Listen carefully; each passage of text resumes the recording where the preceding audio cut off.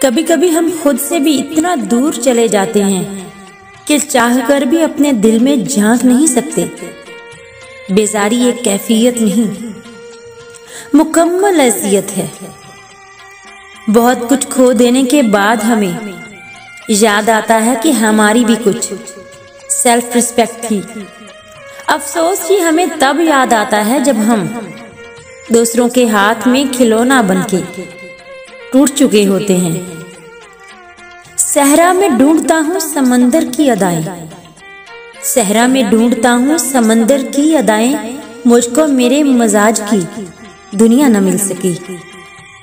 अपनी महदूद आमदनी में खुश रहिए, अपनी महदूद आमदनी में खुश रहिए। किसी से अपना मवाजना मत कीजिए। सस्ता पहन लीजिए, सादा खा लीजिए, बस हराम और हलाल की तमीज रखिए।